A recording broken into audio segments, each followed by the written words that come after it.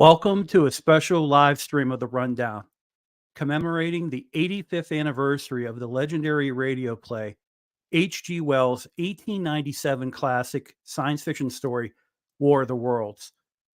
On October 30th, 1938, Orson Welles and his Mercury Theater on the Air broadcasted a radio adaptation of the H.G. Wells novel, which cascaded into a nationwide panic in the United States. The play was so realistic that it was mistaken for a real news broadcast, leading to widespread fear and chaos.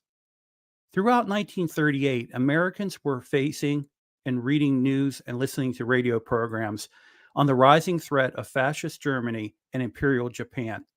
So many social scientists have used the reaction to the War of the Worlds radio play broadcast to predict how much influence and or propaganda impact the media has had on the general public.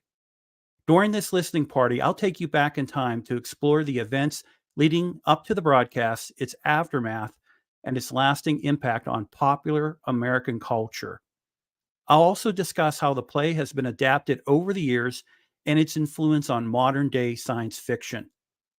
As we delve into this fascinating radio play and its impact back in 1938, I invite you to sit back, relax, and enjoy this special listening party of The Rundown. So please click the like, and let's talk about one of the most crazy nights, the night being October 30th, back in 1938. The War of the Worlds is a novel by H.G. Wells that was first published in 1898.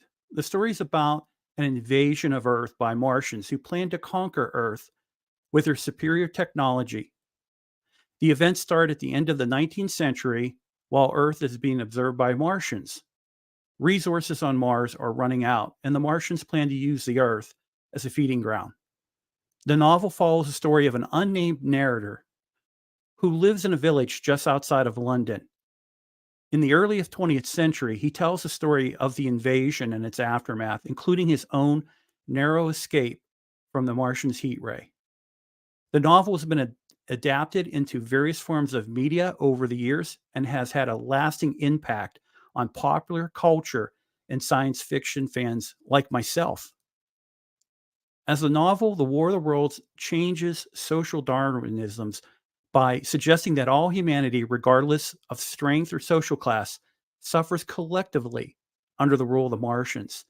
It compels readers to revise their view of humanity's place in the universe, no longer on top, but as one species that may very well be inferior to another. The novel underscores that alien stories are, at their root, stories about discomfort and fear of the unknown. Please note that the novel's message is open to interpretation and has been analyzed from various perspectives over the last 100+ years. Now let's set up this evening's listening party for the radio play adaptation of H.G. Wells' novel. It was performed and broadcasted live on October 30th, 1938 over the CBS radio network. The play was narrated and directed by Orson Welles as part of his Mercury Theater on the Air series. The play presented a series of simulated news bulletins that describe a Martian invasion of Earth unfolding in the state of New Jersey. The broadcast caused widespread and escalating panic among listeners who believed that the events described in the radio play were actually real. Today is October 30th, 2023. Now let's listen to the October 1938 radio broadcast that became American history. The Columbia Broadcasting System and its affiliated stations present Orson Welles and the Mercury Theater on the Air in The War of the Worlds by H.G. Wells.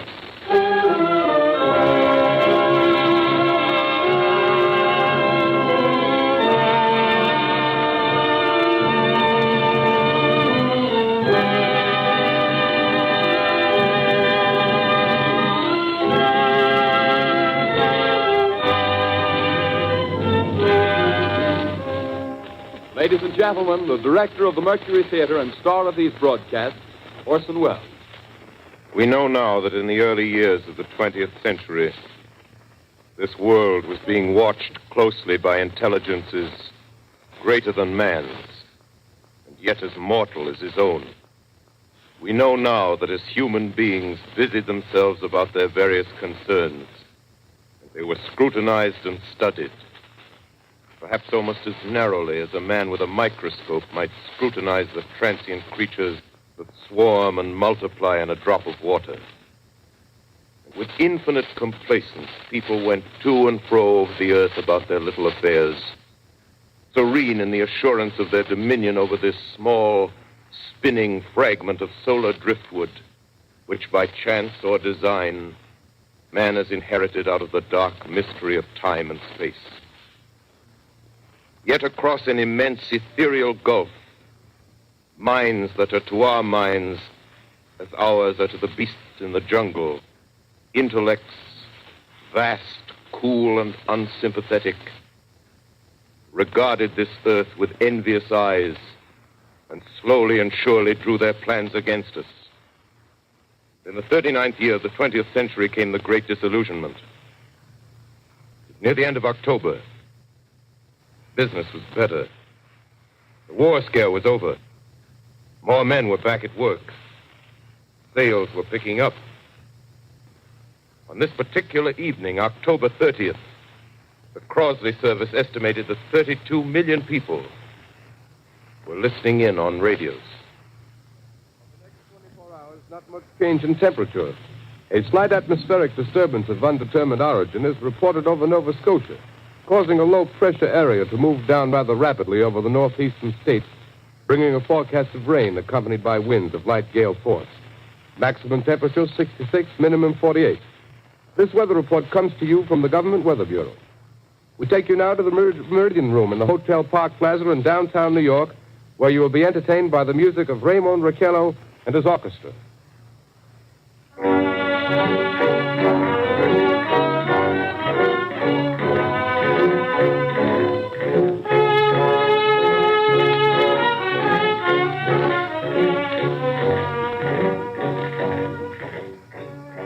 Good evening, ladies and gentlemen. From the Meridian Room in the Park Plaza Hotel in New York City, we bring you the music of Raymond Raquello and his orchestra. With a touch of the Spanish, Raymond Raquello leads off with La Comparsita.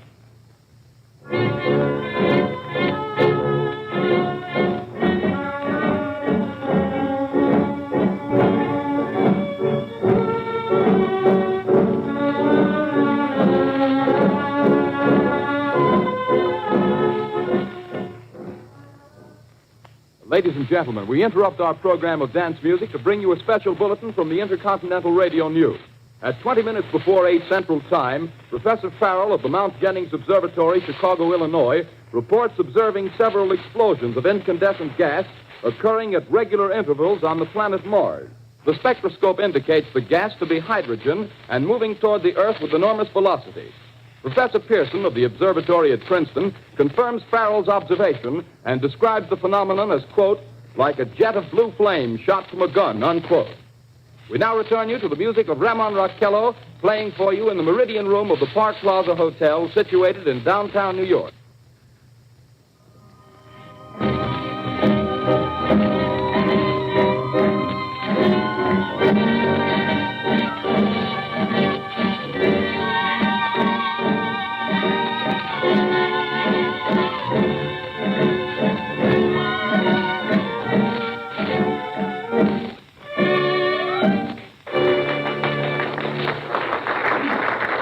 And now a tune that never loses favor, the ever-popular Stardust, Raymond Raquello and his orchestra.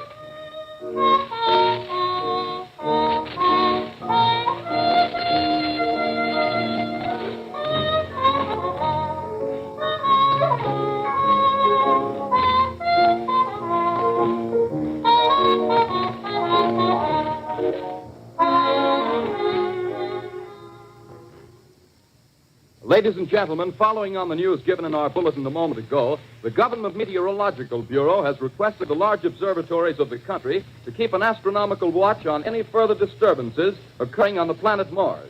Due to the unusual nature of this occurrence, we have arranged an interview with a noted astronomer, Professor Pearson, who will give us his views on this event. In a few moments, we will take you to the Princeton Observatory at Princeton, New Jersey. We return you until then to the music of Ramon Raquello and his orchestra.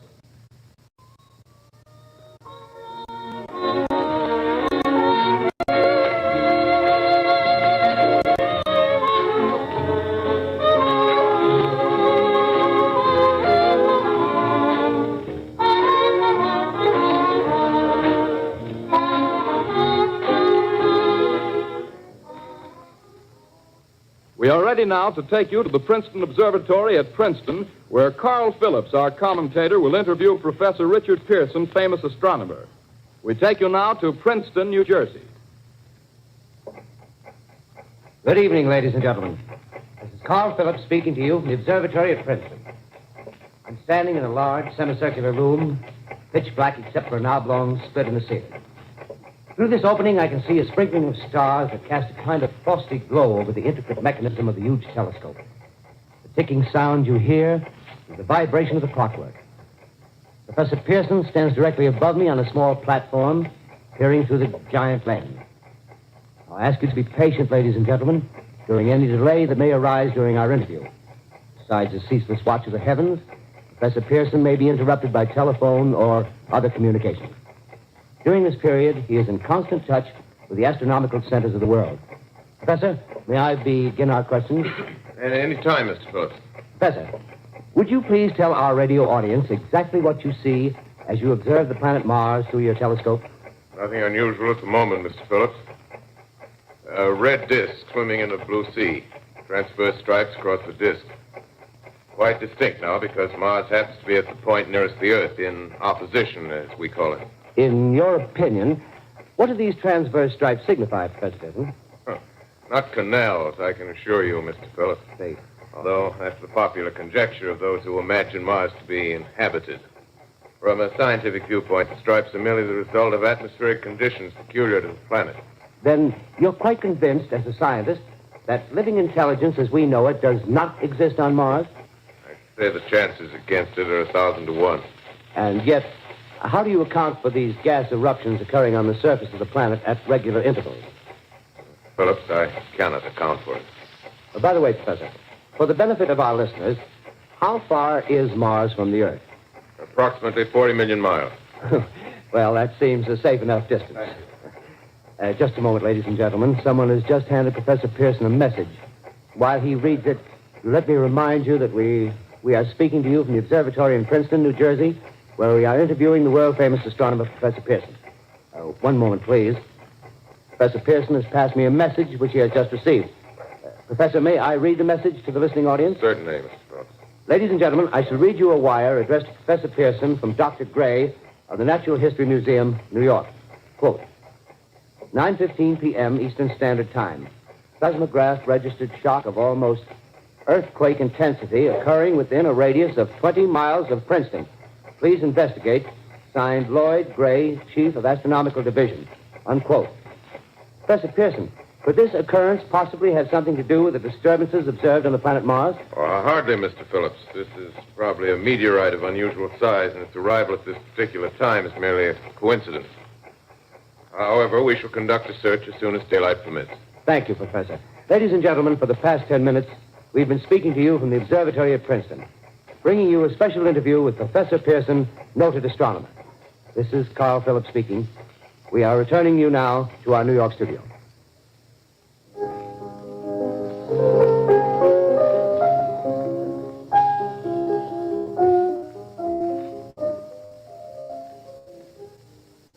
Ladies and gentlemen, here is the latest bulletin from the Intercontinental Radio News. Toronto, Canada. Professor Morse of Macmillan University reports observing a total of 3 explosions on the planet Mars between the hours of 7:45 p.m. and 9:20 p.m. Eastern Standard Time. This confirms earlier reports received from American observatories. Now, nearer home, comes a special bulletin from Trenton, New Jersey. It is reported that at 8:50 p.m., a huge flaming object, believed to be a meteorite, fell on a farm in the neighborhood of Grover's Mill, New Jersey, 22 miles from Trenton.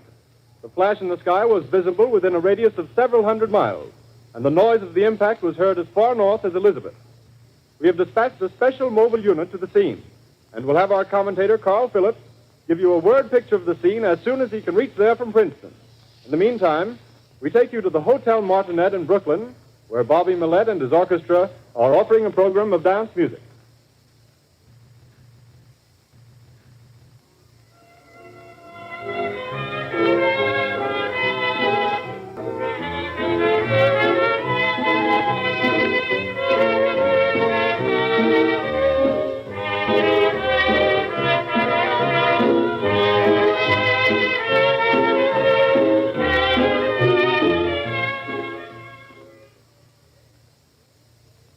We take you now to Grover's Mills, New Jersey.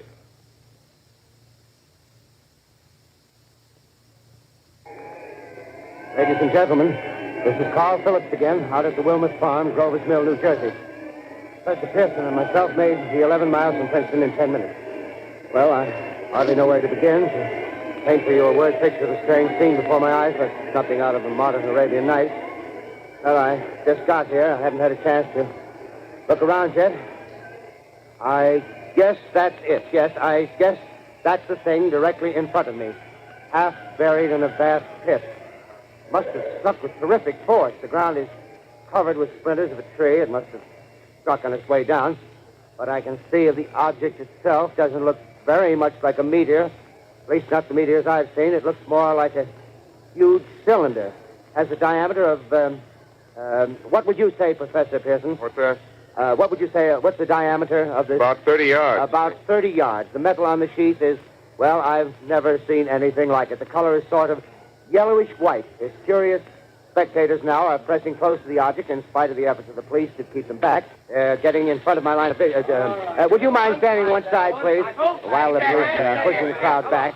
Here's Mr. Wilmot, owner of the farm here. He may have some interesting facts to add. Mr. Wilmot, would you please tell the radio audience as much as you remember of this rather unusual visitor that dropped in your backyard? Step closer, please. Ladies and gentlemen, this is Mr. Wilmot. Well, I was listening to the radio. Closer and louder, please. Pardon me? Louder, please, closer. Yes. I was listening to the radio and kind of drowsing. That professor fellow was talking about Mars, so I was half dozing and half... Yes, Mr. Wilmot, and then what happened? Well, as I was saying, I was listening to the radio, kind of halfway. Yes, Mr. Wilmot, and then you saw something. Well, not first off. I heard something. And what did you hear? A hissing sound like this.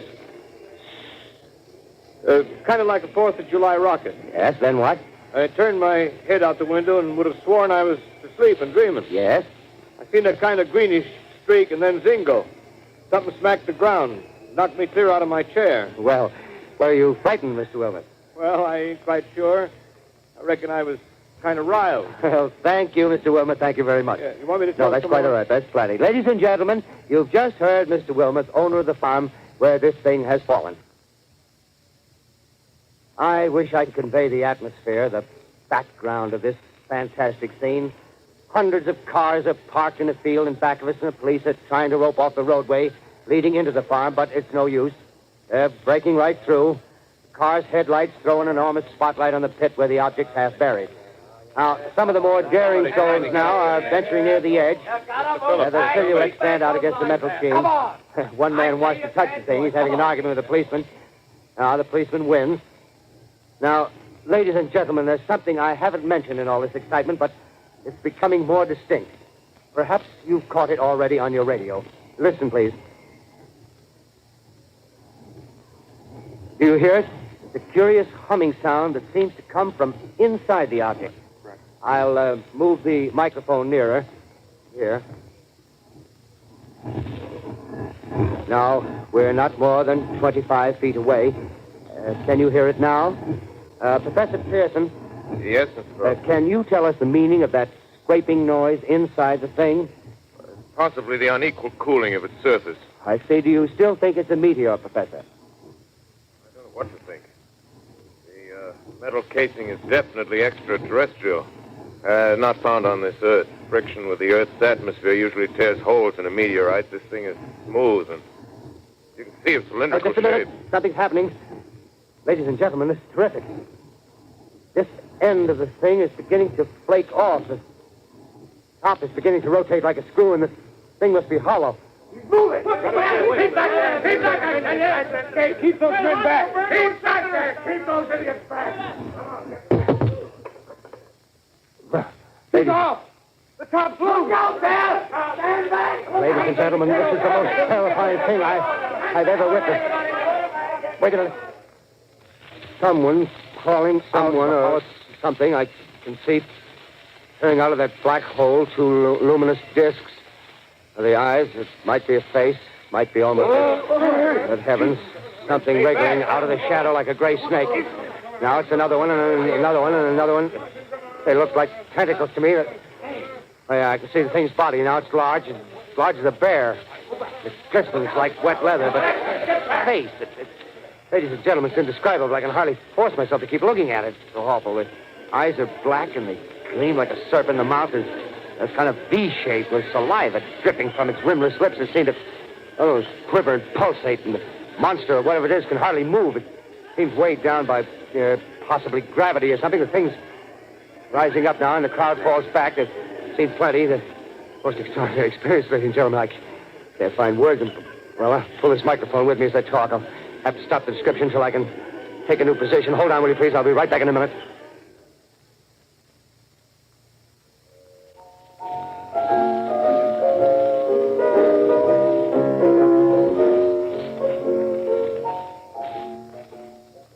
We are bringing you an eyewitness account of what's happening on the Wilmuth Farm, Grover's Mill, New Jersey.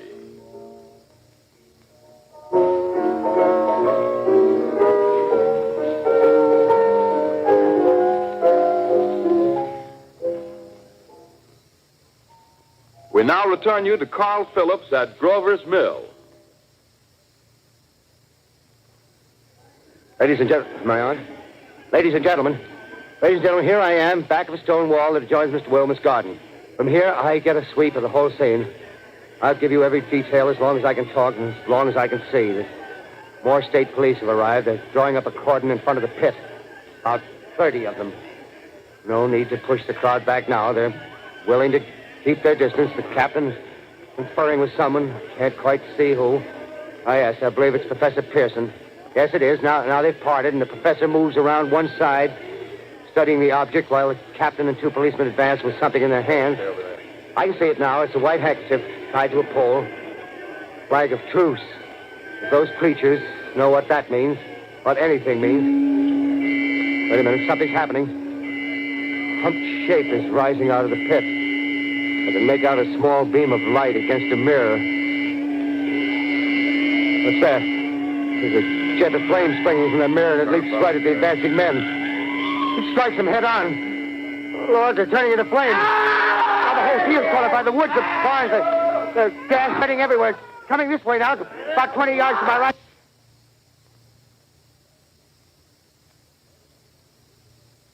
Ladies and gentlemen, due to circumstances beyond our control, we are unable to continue the broadcast from Grover's Mill. Evidently, there's some difficulty with our field transmission. However, we will return to that point at the earliest opportunity. In the meantime, we have a late bulletin from San Diego, California. Professor Indelkoffer, speaking at a dinner of the California Astronomical Society, expressed the opinion that the explosions on Mars are undoubtedly nothing more than severe volcanic disturbances on the surface of the planet. We continue now with our piano interlude.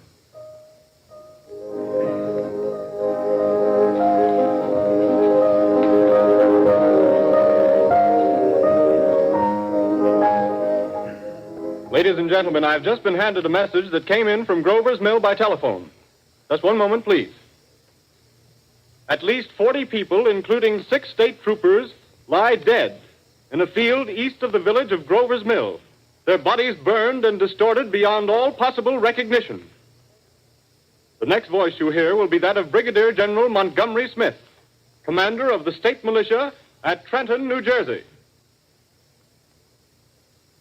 I have been requested by the governor of New Jersey to place the counties of Mercer and Middlesex as far west as Princeton and east to Jamesburg under martial law.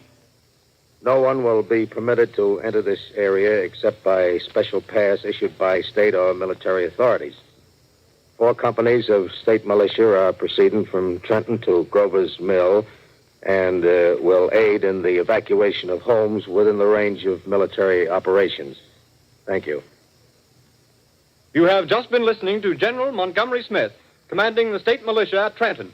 In the meantime, further details of the catastrophe at Grover's Mill are coming in. The strange creatures, after unleashing their deadly assault, crawled back in their pit and made no attempt to prevent the efforts of the firemen to recover the bodies and extinguish the fire.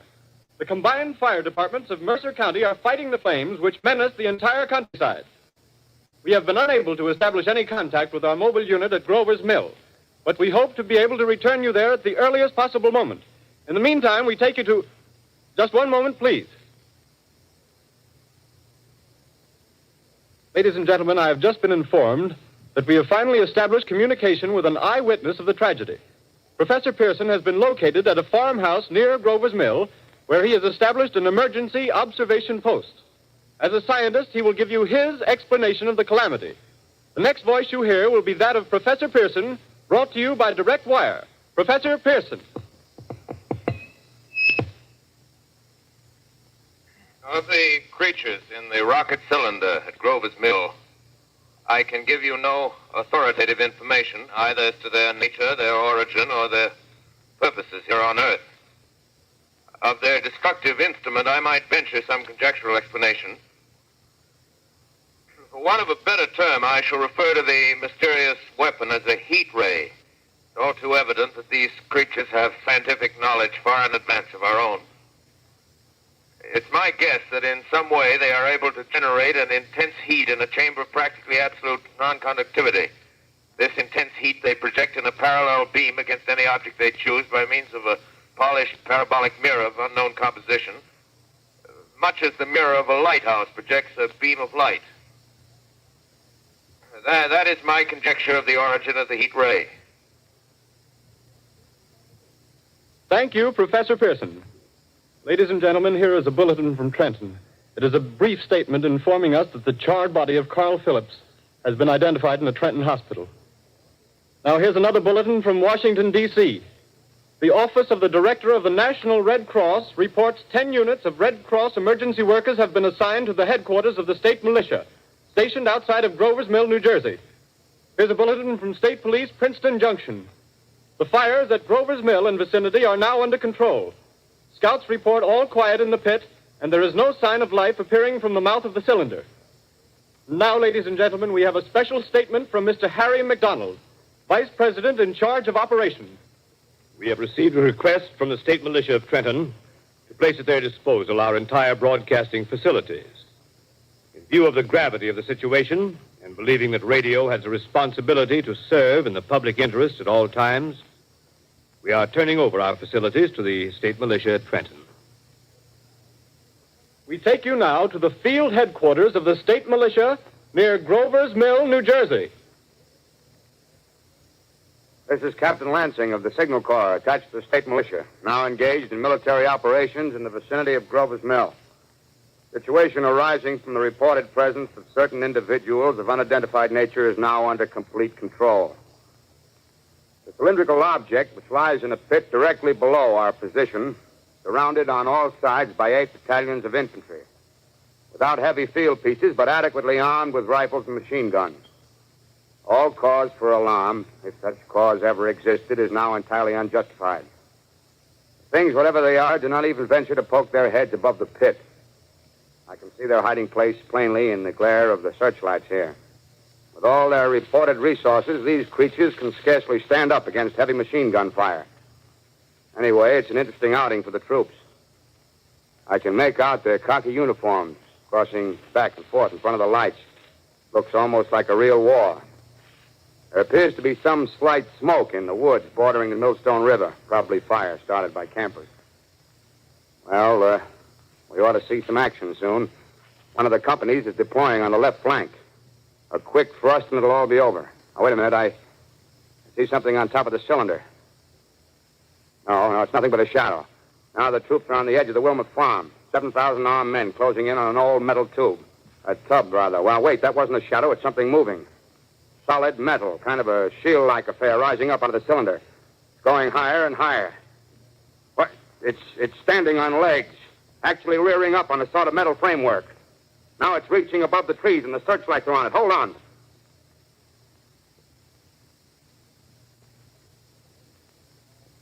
Ladies and gentlemen, I have a grave announcement to make.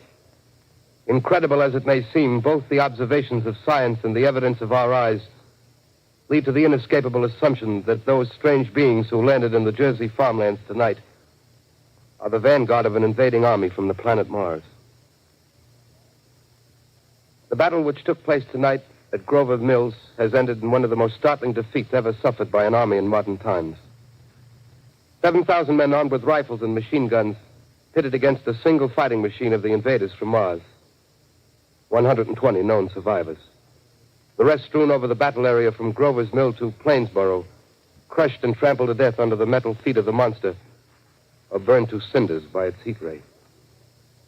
The monster is now in control of the middle section of New Jersey and has effectively cut the state through its center. Communication lines are down from Pennsylvania to the Atlantic Ocean. Railroad tracks are torn and service from New York to Philadelphia discontinued, except routing some of the trains through Allerton and Phoenixville. Highways to the north, south, and west are clogged with frantic human traffic. Police and army reserves are unable to control the mad flight. By morning, the fugitives will have swelled Philadelphia, Camden, and Trenton, it is estimated, to twice their normal population. Martial law prevails throughout New Jersey and eastern Pennsylvania. At this time, we take you to Washington for a special broadcast on the national emergency.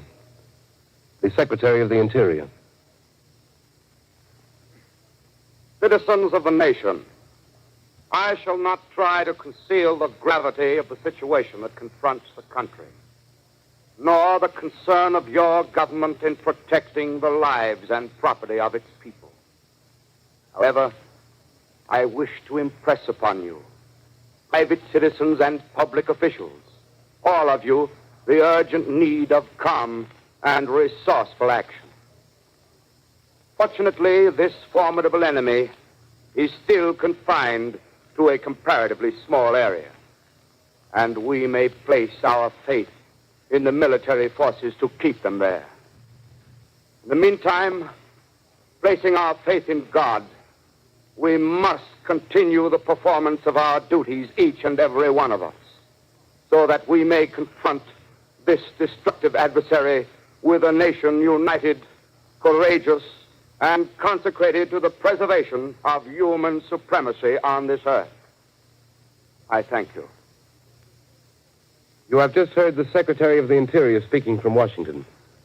Bulletins too numerous to read are piling up in the studio here. We're informed that the central portion of New Jersey is blacked out from radio communication due to the effect of the heat ray upon power lines and electrical equipment. Here's a special bulletin in New York. Cables have been received from English, French, and German scientific bodies offering assistance. Astronomers report continued gas outbursts at regular intervals on the planet Mars. The majority voiced the opinion that the enemy will be reinforced by additional rocket machines.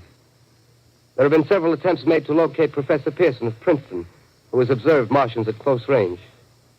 It is feared he was lost in the recent battle. Langham Field, Virginia. Scouting planes report 3 Martian machines visible above treetops, moving north toward Somerville with population fleeing ahead of them. The heat ray is not in use, although advancing at express train speed, invaders pick their way carefully. They seem to be making a conscious effort to avoid destruction of cities and countryside. However, they stop to uproot power lines, bridges, and railroad tracks. Their apparent objective is to crush resistance, paralyze communication, and disorganize human society. Here is a bulletin from Basking Ridge, New Jersey. Coon hunters have stumbled on a second cylinder similar to the first, embedded in the Great Swamp 20 miles south of Morristown. Army field pieces are proceeding from Newark to blow up the second invading unit before the cylinder can be opened and the fighting machine rigged. They are taking up a position in the foothills of Watchung Mountain. Another bulletin from Langham Field, Virginia. Scouting planes report enemy machines, now 3 in number, increasing speed northward, kicking over houses and trees in their evident haste to form a conjunction with their allies south of Morristown. Machines also sighted by telephone operator east of Middlesex within 10 miles of Plainfield. Here's a bulletin from Winston-Field, Long Island. A fleet of Army bombers carrying heavy explosive flying north in pursuit of enemy. Scouting planes act as guides. They keep the speeding enemy in sight. Just a moment, please, ladies and gentlemen. We've run special wires to the artillery line and adjacent villages to give you direct reports in the zone of the advancing enemy. First, we take you to the battery of the 22nd Field Artillery, located in the Watchung Mountains. Range 32 meters. 32 meters. Direction 39 degrees. 39 degrees. Fire. 140 yards to the right, sir. Fifth range, 31 meters. 31 meters. Projection 37 degrees. 37 degrees. Fire. Hit, sir. Got the tripod of one of them. They're stopped. The others are trying to repair it. Quick, get the range. Shift 30 meters. 30 meters. Projection 27 degrees. 27 degrees. Fire.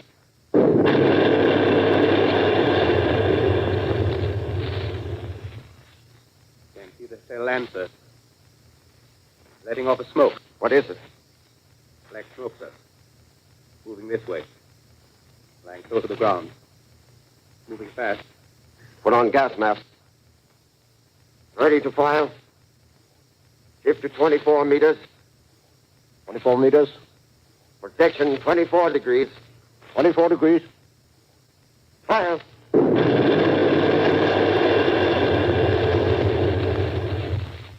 They can't see, sir. No coming nearer. Get the range.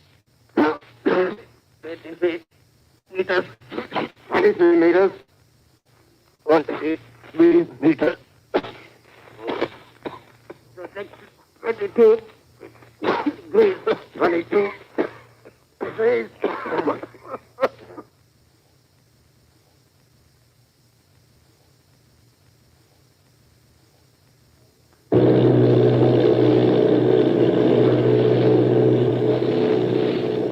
Army bombing plane B-843 off Bayonne, New Jersey. Lieutenant Volt, commanding 8 bombers, reporting to Commander Fairfax, Langham Field.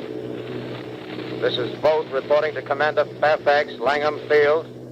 Enemy tripod machines now in sight. Reinforced by 3 machines from the Morristown cylinder. 6 altogether. 1 machine partially crippled. Believed hit by shell from Army gun in Watchung Mountains. Guns now appear silent. A heavy black fog hanging close to the earth of extreme density, nature unknown. No sign of heat ray. Enemy now turns east, crossing Passaic River into the Jersey marshes. Another straddles the Pulaski Skyway. Evident objective is New York City. They're pushing down a high-tension power station.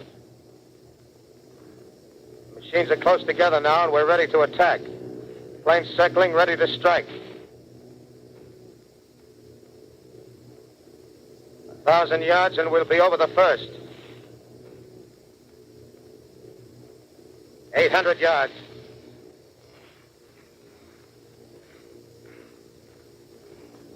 600.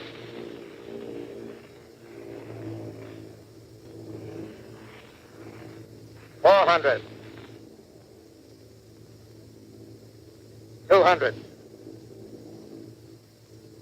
There they go. The giant arm raised. Green flash. They're spraying us with flame. 2,000 feet. Engines are giving out. No chance to release bombs. Only one thing left. Drop on them, plane and all.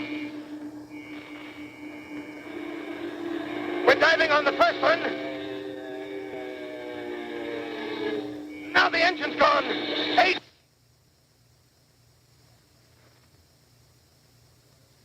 This is Bayonne, New Jersey, calling Langham Field. This is Bayonne, New Jersey, calling Langham Field. Come in, please. This is Langham Field. Go ahead. 8 Army bombers in engagement with enemy tripod machines over Jersey Flats. Engines incapacitated by heat ray. All crashed. 1 enemy machine destroyed. Enemy now discharging heavy black smoke in direction of... This is Newark, New Jersey. This is Newark, New Jersey. Warning. Poisonous black smoke pouring in from Jersey marshes. Reaches South Street. Gas masks useless. Urge population to move into open spaces. Automobiles use routes 7, 23, 24. Avoid congested areas. Smoke now spreading over Raymond Boulevard.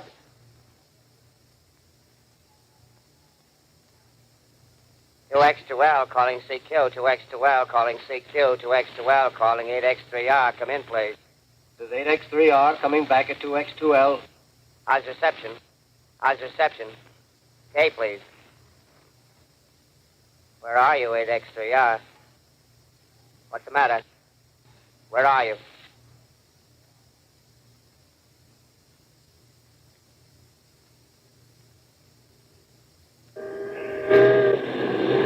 I'm speaking from the roof of Broadcasting Building.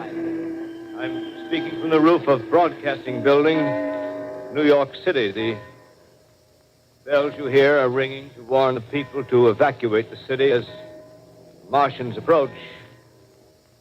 Estimated in the last 2 hours, 3 million people have moved out along the roads to the north. Hutchison River Parkway is still kept open for motor traffic. Avoid bridges to Long Island, hopelessly jammed.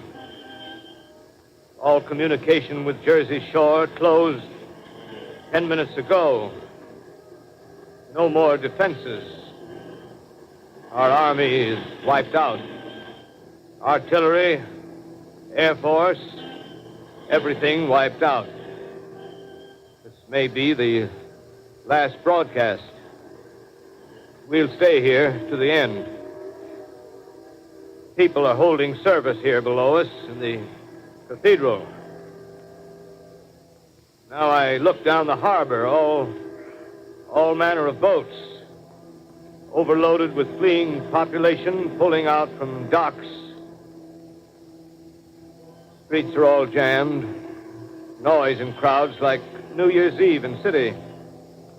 Wait a minute, the enemy is now in sight above the Palisades. Five great machines. First one is crossing the river. I can see it from here, wading the Hudson like a man wading through a brook. A bulletin is handed me. Martian cylinders are falling all over the country. One outside of Buffalo, one in Chicago, St. Louis. Seem to be timed in space. Now the first machine reaches the shore. He stands watching, looking over the city. Steel cowlish head is even with the skyscrapers. He waits for the others. They rise like a line of new towers on the city's west side. Now they're lifting their metal hands. This is the end now. Smoke comes out, black smoke drifting over the city. People in the streets see it now. They're running toward the East River, thousands of them, dropping in like rats. Now the smoke's spreading faster. It's reached Times Square. People are trying to run away from it, but it's no use. They're falling like flies. Now the smoke's crossing 6th Avenue. 5th Avenue. 100 yards away. It's 50 feet.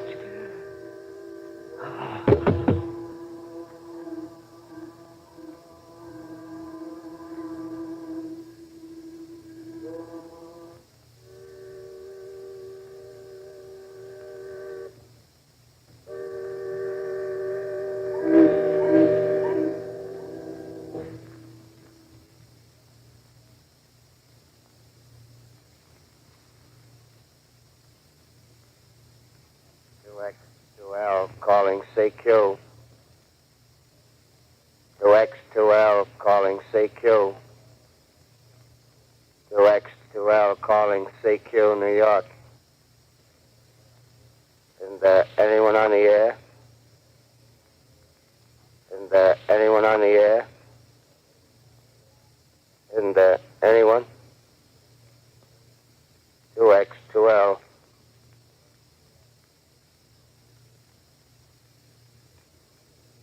You are listening to a CBS presentation of Orson Welles and the Mercury Theater on the Air in an original dramatization of The War of the Worlds by H.G. Wells. The performance will continue after a brief intermission. This is the Columbia Broadcasting System. The War of the Worlds by H.G. Wells, starring Orson Welles and the Mercury Theater on the air.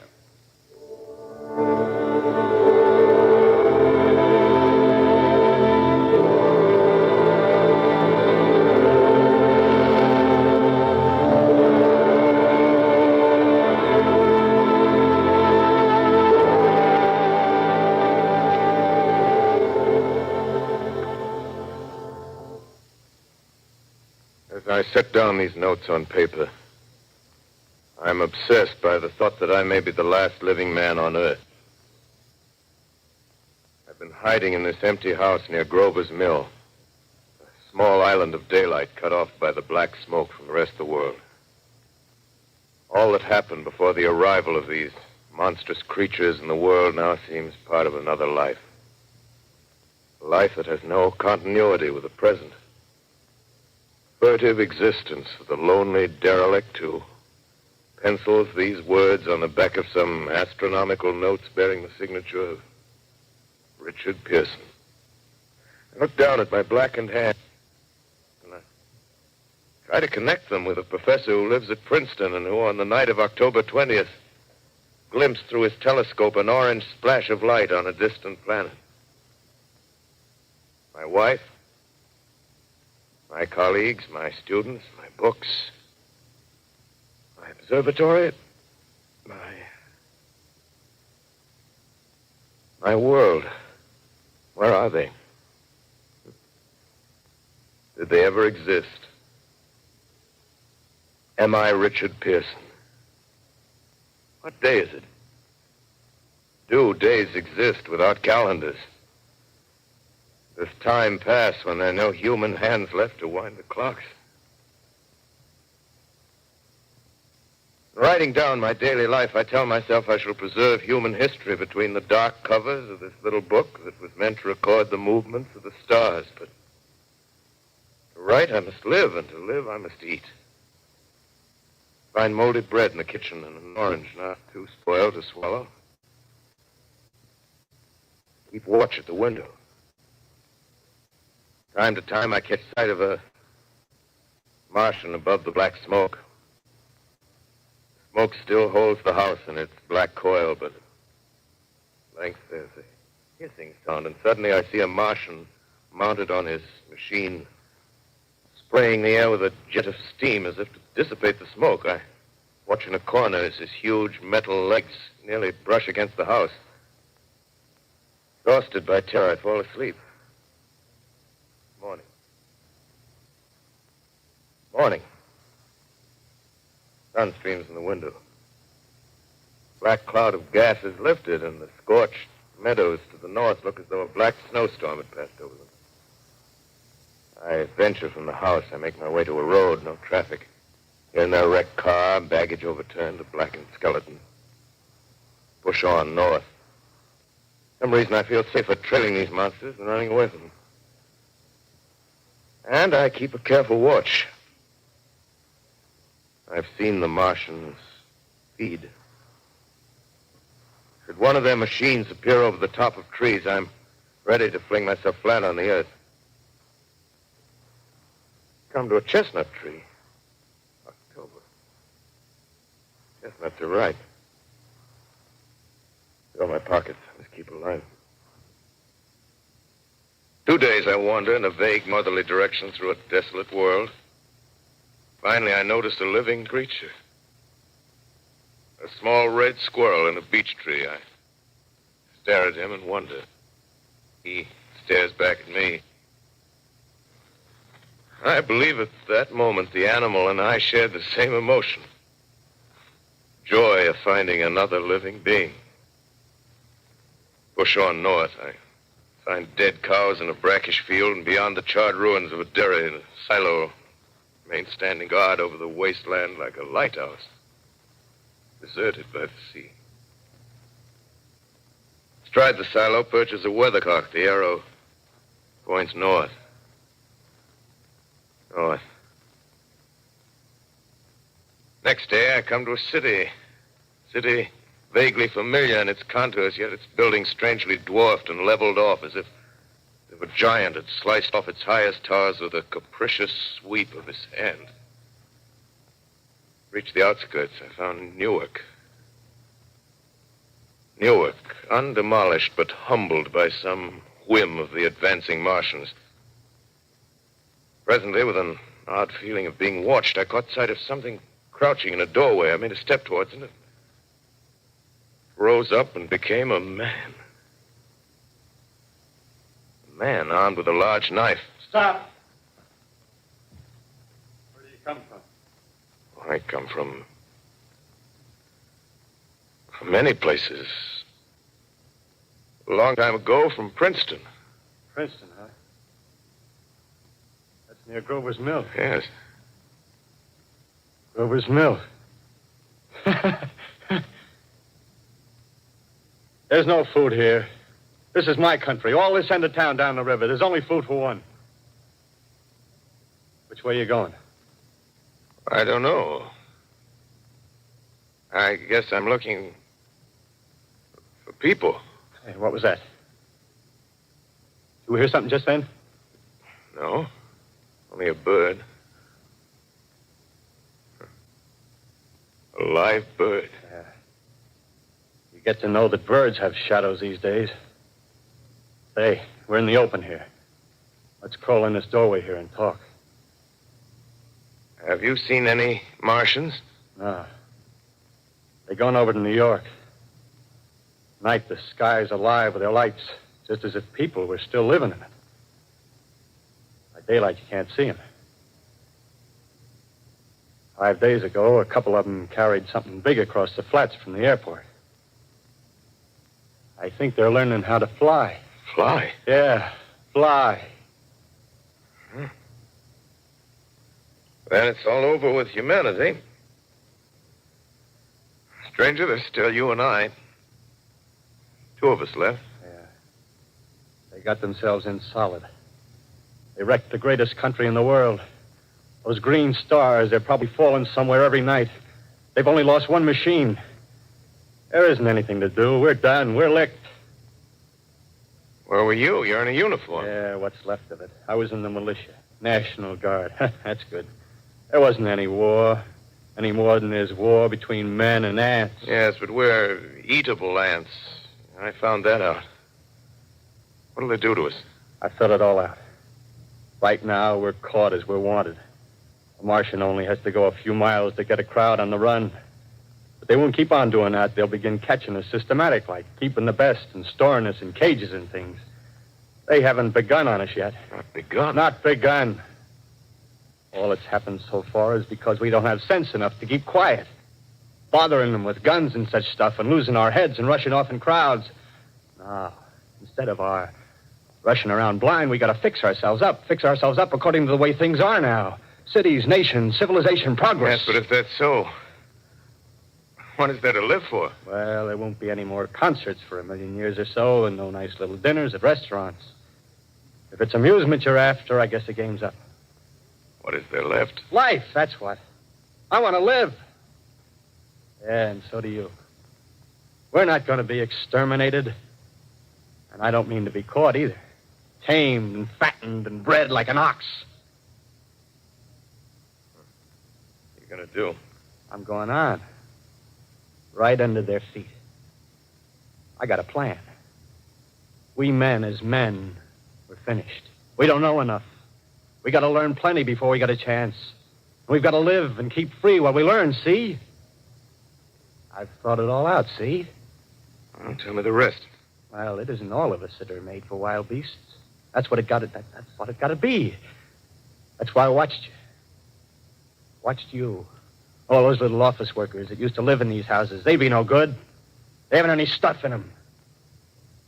They used to run off to work. I've seen hundreds of them running to catch their commuter's train in the morning, afraid that you can't if they didn't.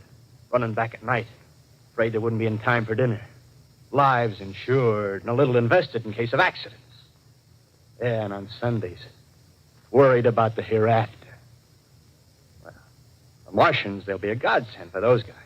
Nice, roomy cages, good food, careful breeding, no worries. Yeah, after a week or so of chasing around the fields on empty stomachs, they'll come and be glad to be caught. You've thought it all out, haven't you? Sure, you bet I have. That isn't all. These Martians are going to make pets of some of them. Train them to do tricks. Who knows? Get sentimental over the pet boy who grew up and had to be killed. Yeah. And some, maybe, they'll train to hunt us. Oh, no, it's impossible. Human Yes, they will. There's men who do it gladly. One of them that comes after me, by... In the meantime, you and I and others like us, where are we to live when the Martians own the Earth? I got it all figured out. We'll live underground. I've been thinking about the sewer. Under New York, there are miles and miles of them. The main ones, they're big enough for anybody. Then there's cellars, vaults, underground storerooms, railway tunnels, subways.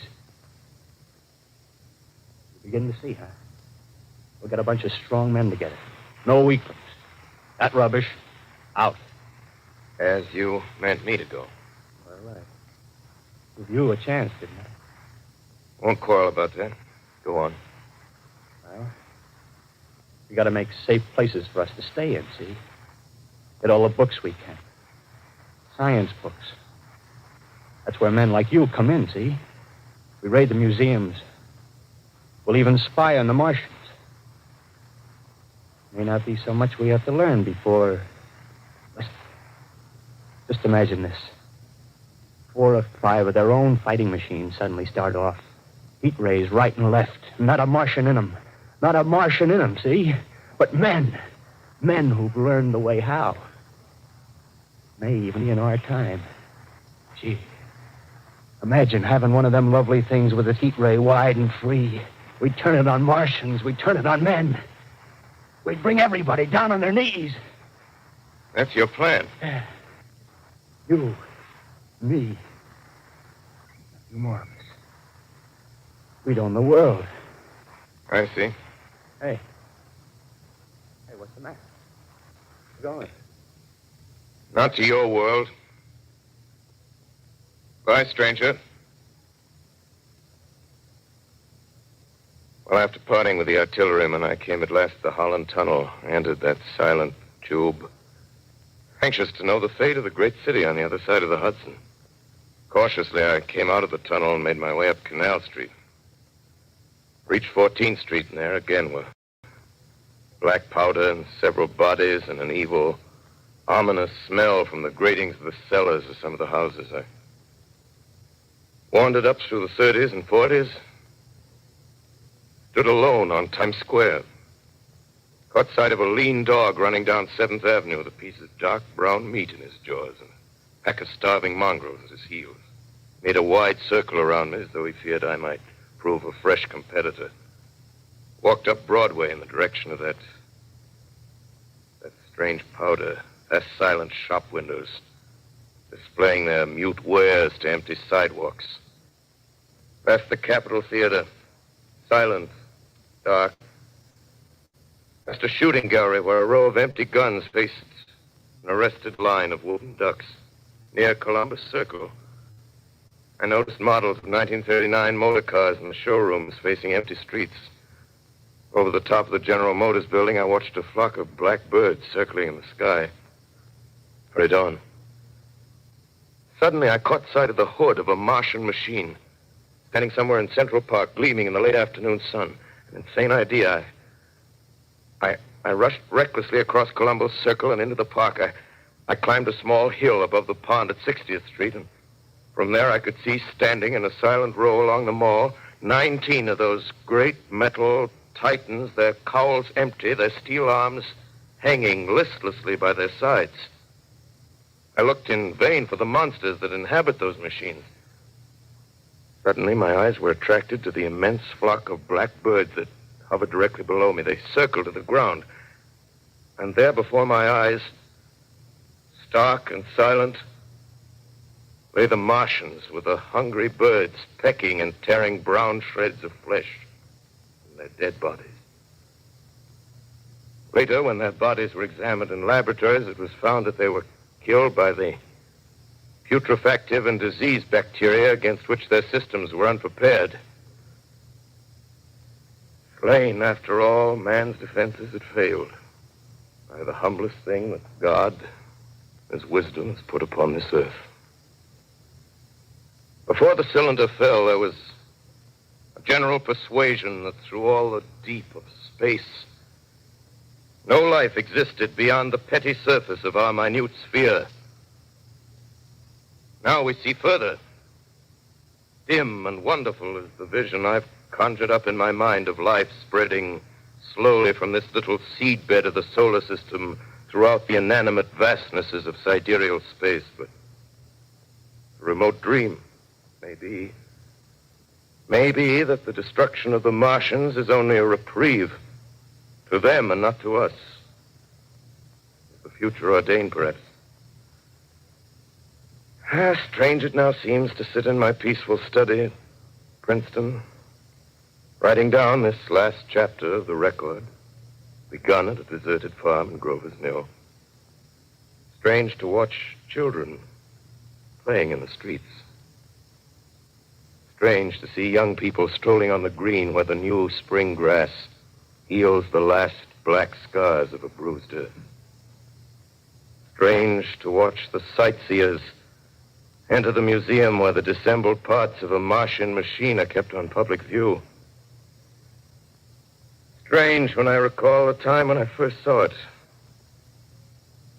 Bright and clean-cut, hard and silent under the dawn of that last great day.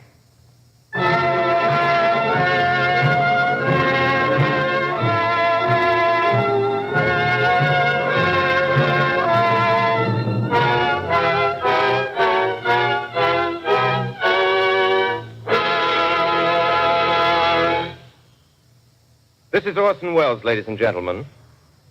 Out of character, to assure you that the War of the Worlds has no further significance than as the holiday offering it was intended to be. The Mercury Theater's own radio version of dressing up in a sheet and jumping out of a bush and saying boo. Starting now, we couldn't soap all your windows and steal all your garden gates by tomorrow night, so we did the best next thing. We annihilated the world before your very ears and utterly destroyed the CBS. You will be relieved, I hope, to learn that we didn't mean it and that both institutions are still open for business. So goodbye, everybody, and remember, please, for the next day or so, the terrible lesson you learned tonight. That grinning, glowing, globular invader of your living room is an inhabitant of the pumpkin patch, and if your doorbell rings and nobody's there, that was no Martian. It's Halloween.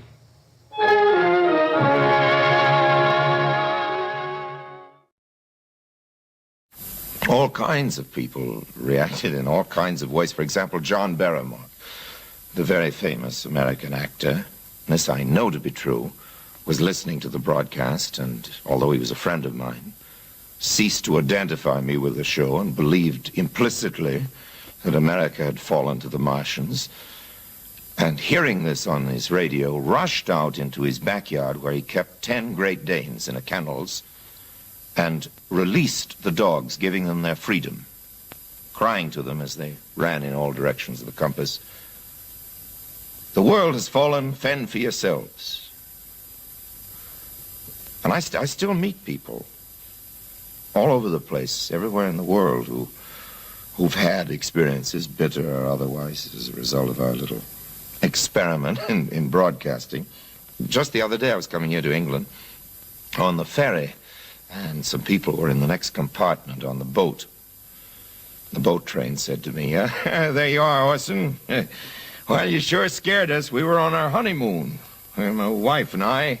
Sorry to say that they looked a very ancient couple, but there they were. I said, "We were on our honeymoon and had a little portable radio. We were out there by the lake and heard what you said. We come right back home. That spoiled the honeymoon, but glad to see yours." And that kind of thing has followed me all over the world since then. And a lot of people want to know what to do. As a matter of fact, they were phoning us from all over the place, some of them reporting that they'd seen Martians landing in their backyards and asking for advice. And there were others that claimed to have been attacked personally by Martians. The whole experience was extremely intense.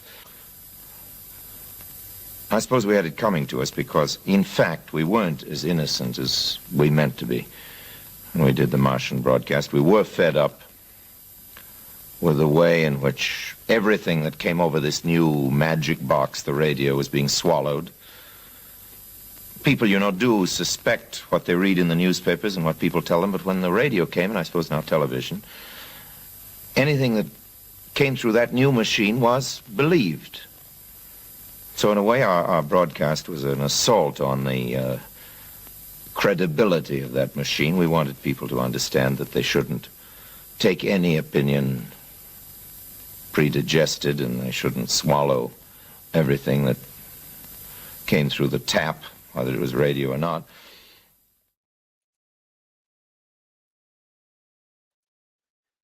So that was the broadcast that panicked. The first part of the play is what panicked everybody.